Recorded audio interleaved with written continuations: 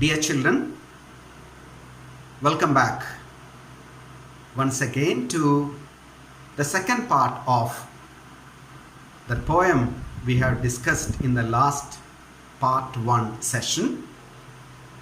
The poem Any Woman, written by the famous Irish poet. Forgot the name? No, yes. Catherine Tynan. In the first part, we have discussed a few stanzas where we are talking about the different roles performed by a woman or a mother in a family.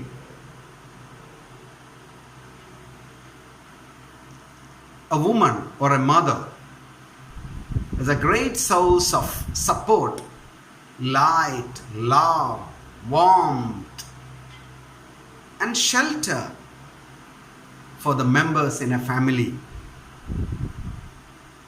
The mother's heart and soul sacrifices a lot for the welfare of her family, especially her children. At the same time, she doesn't think a bit about her own happiness.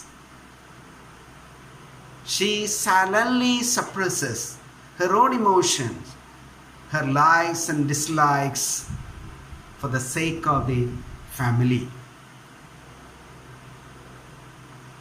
We cannot but think of, with a little bit pain, and in fact, our heart aches to think of the mother being a candle, melting herself all the while to give light and heat to the family. How hard she suffers and works to bring happiness and smiles on the faces of the members of the family. Hope you have gone through a touching short story written by the Malayalam writer Kamala Das. The title of the short story is Kovaladu. Just go through that story to understand the sacrifices done by a mother and how it affects, plus the attitude of the members of the family, especially her children, towards her sufferings. It's really touching.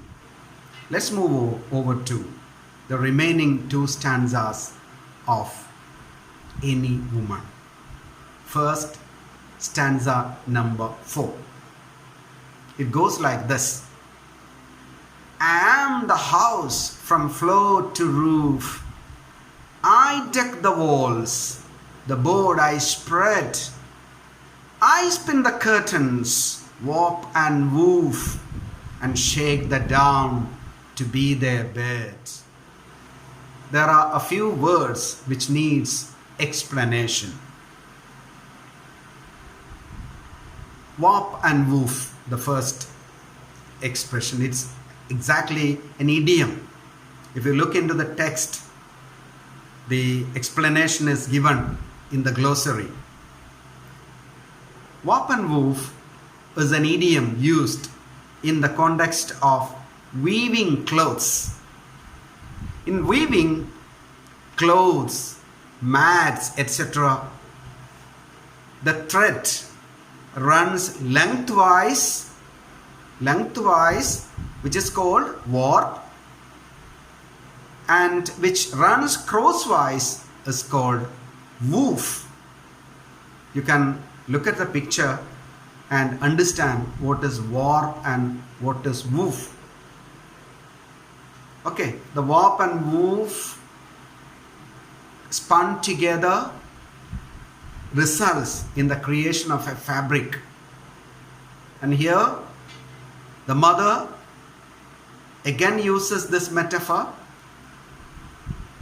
to talk about how a mother, every part of her heart, soul and body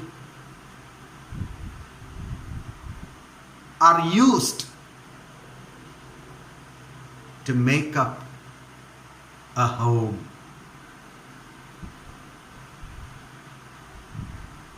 The line, next line, you see, I deck the wall. So what does that mean? Deck the wall?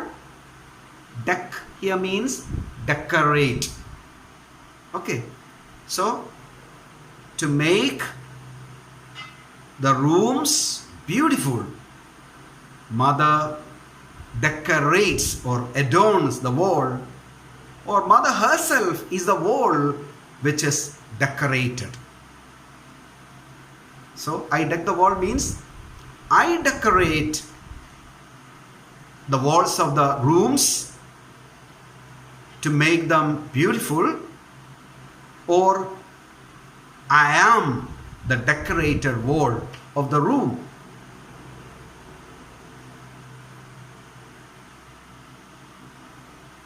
Another expression in that stanza is the board I spread.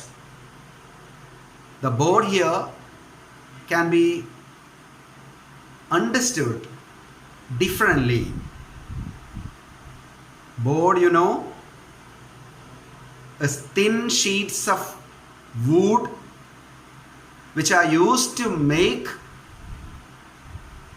the floors and even the walls of a house, especially in former days in the cold countries, right? So I board, meaning I am actually the boards by which the walls and the floors of a house is made. That's one explanation. Another explanation, I think, is board can refer to cupboards. Okay, I am the cupboard which are built along the walls to arrange everything in a very systematic, orderly fashion. Okay, so a third explanation for the word board is a dining table. Okay, a board which is a dining table for laying food for the mother and the children. Okay, they come together at the table, at the dining board, sharing the warmth and love and togetherness of a family.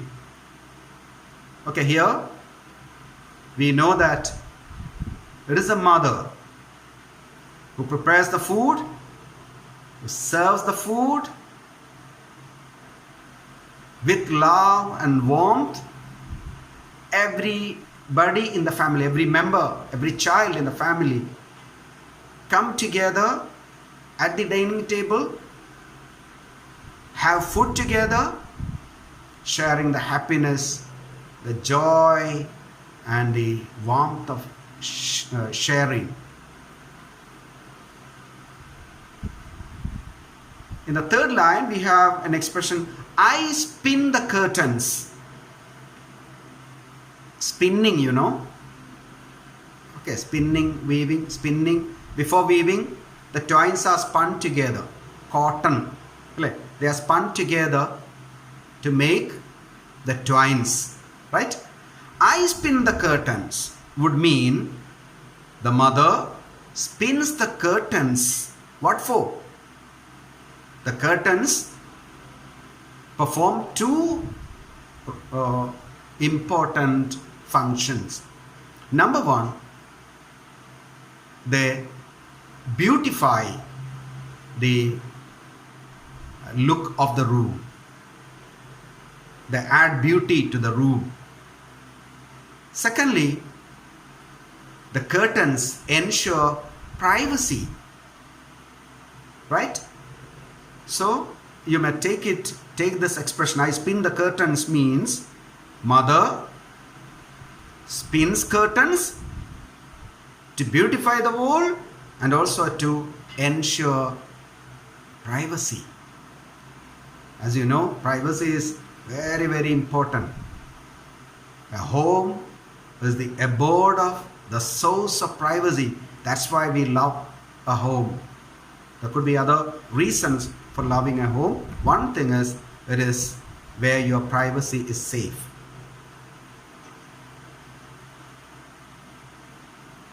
I am the house from floor to roof. The mother says, I am the house. Why should you talk about each and every part of the house? Why should you talk about just the pillars, just the keystone, just any part of the house? I am the house from floor to roof, every part. The whole house is made up of me. The walls are me. The decorated walls are me.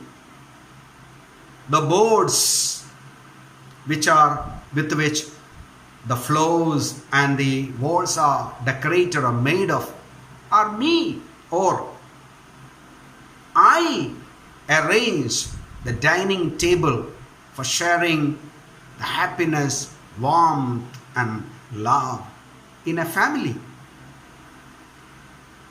And the curtains, every part of it. Okay, it's lengthwise or crosswise, twines, everything is me.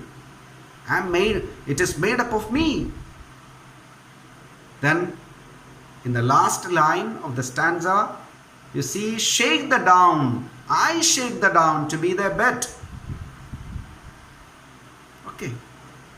Shake the down is an image. A mother bird makes a nest, for its fledglings, its young ones.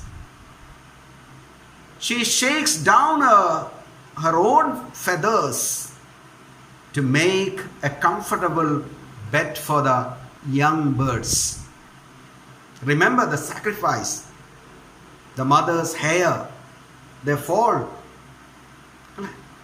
Her health, it goes down. Her sweat goes down. Even her teeth goes down. Okay. Everything is sacrificed for making the members of the family happy. Right? Comfortable. Just like a bird makes a bed using the bird's own feathers. So that's what you get from the image, shake the down. Okay. Let's move over to stanza number 5. I am the wall against all danger, the door against the wind and snow. Thou whom a woman laid in a manger, take me not till the children grow. Okay, really touching. The final stanza. I am the wall against all danger. What is the role of what is the function of a wall? Definitely. A wall ensures protection, safety from all dangers. So mother acts as a wall against all dangers. Right? Oh, how can the role of a mother in safeguarding her children be better explained? Now let's go to the final stanza. I am the wall against all danger, the door against the wind and snow. Thou whom a woman laid in a manger, take me not till the children grow. Right? Here, the poet goes on to talk about herself. metaphorically. She says that she's the wall against all danger. The wall is wall of protection against wind and snow. So that needs explanation. Wind and snow. She's considering the extreme weather in England and in other European countries. So wind and snow, snowfall, wind, etc. Especially during the season of autumn. There is an irresistible nuisance, trouble, challenge exactly for the Europeans.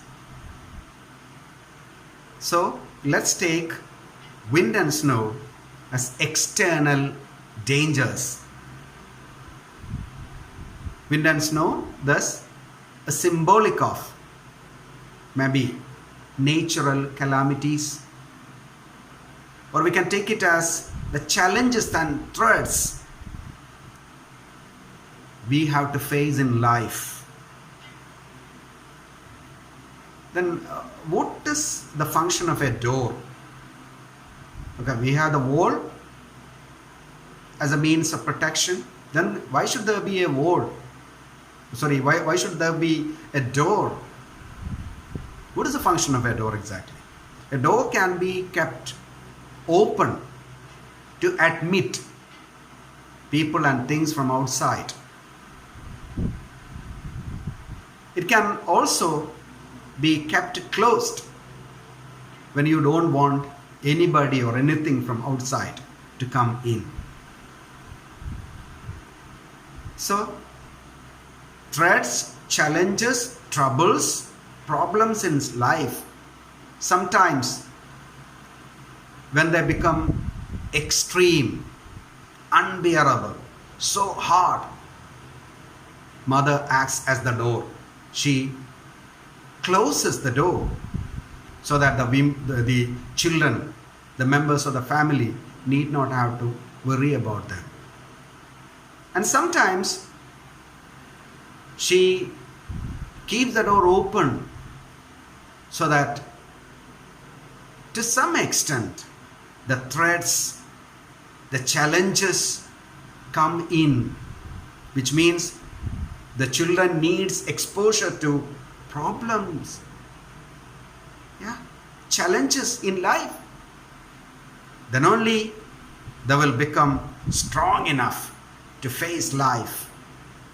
Okay, the troubles, the problems, the challenges, the threats of life, they need to face to some extent. Only by facing continuously, their personality, their mind will become strong.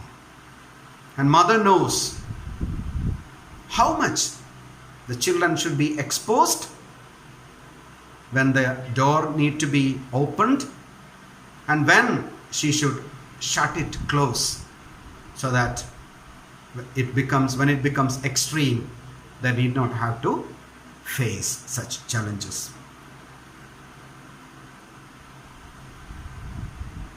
Next, the final two lines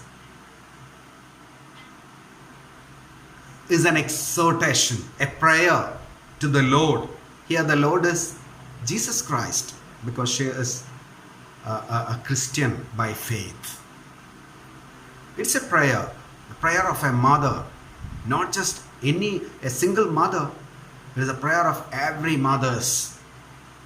What is that prayer? Let us see. Okay, I told you that she is praying, exhorting, appealing to the Lord. The Lord here is Jesus Christ. How do you know that it is Jesus Christ?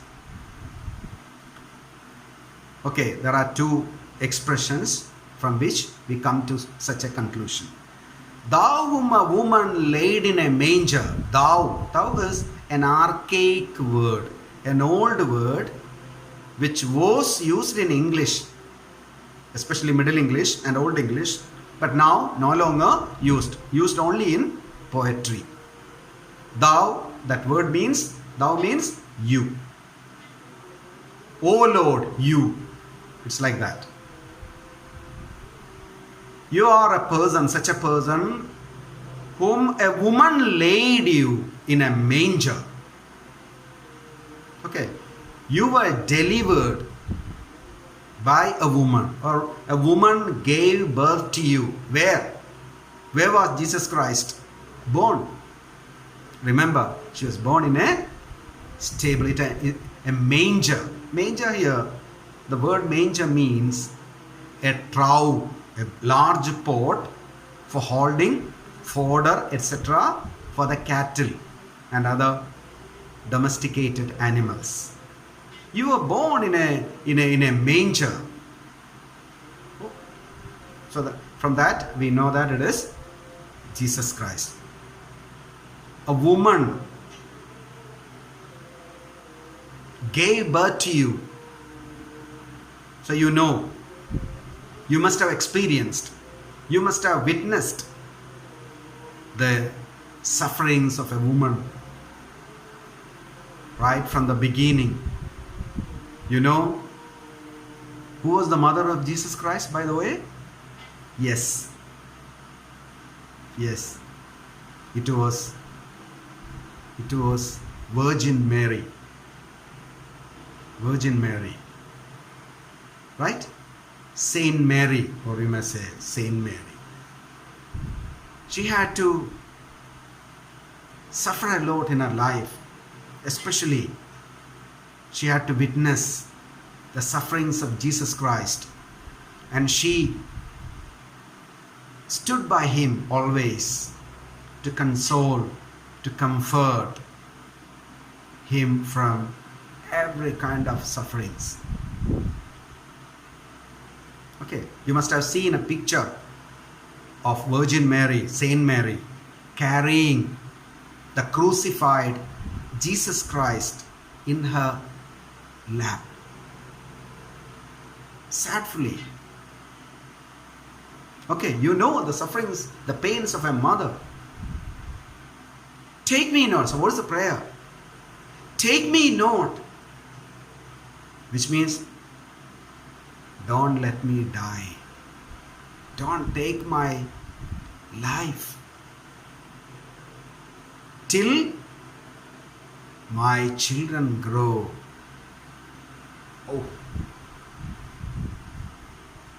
what an example of selfless, extreme sacrifice by a mother. Who can think of such sacrifices other than a mother? Okay, the mother's whole life is committed for the welfare, the happiness of her children. Even her prayers, the final prayer we see, is for her children. She wants to live on a little longer, not for enjoying life, not for any worldly aims, but just to see her children growing up. They grow the wings. They are able to, until they are able to fly high into the skies, into opportunities. Right? So till then, she doesn't want to die. So, oh Lord, don't take my life till my children grow. So that's the poem. How about you? Do you try to understand, or have you ever tried to understand how much your mother have suffered, how much pain, how much sacrifices she has undergone to raise you up.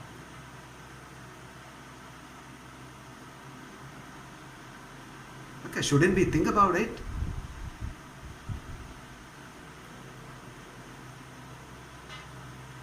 Okay, if so, have you ever tried to help her in her everyday works at home?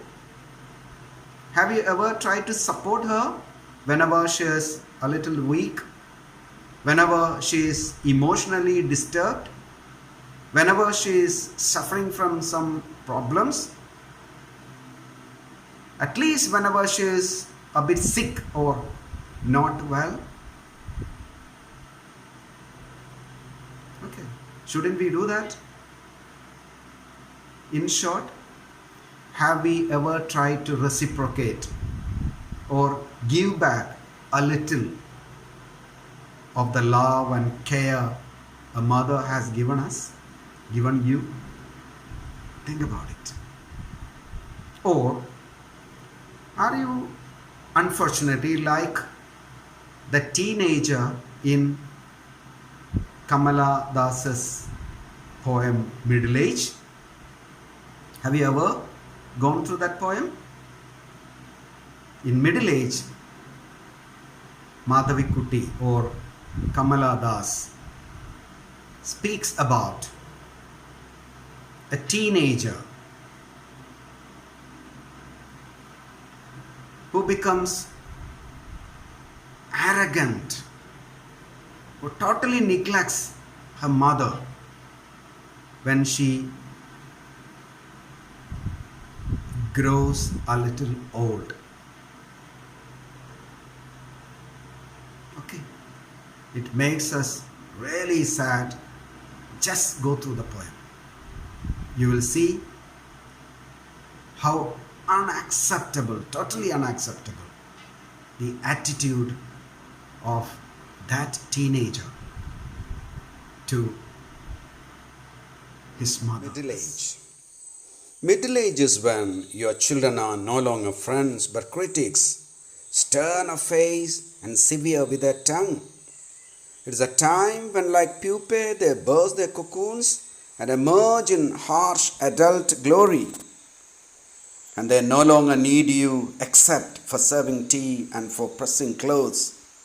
But you need them all the same, and badly too, so that when left alone, you touch their books and things and weep a little secretly. Middle age is when your son, to whom you sent once upon a time the squirrel's invitation to their jungle feast, writing in golden ink and posting it at night, turns round in disgust, crying, "You have lived in a dream world all your life.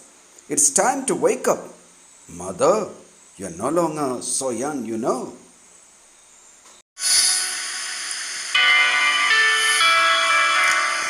I am the pillars of the house, the keystone of the arch am I. Take me away, and roof and wall would fall to ruin me utterly. I am the fire upon the hearth, I am the light of the good sun. I am the heat that warms the earth, which else were colder than a stone. At me the children warm their hands, I am the light of love alive. Without me cold the hearthstone stands, nor could the precious children thrive. I am the trees that hold together the children in a sacred ring. The knot of love from whose close tether no lost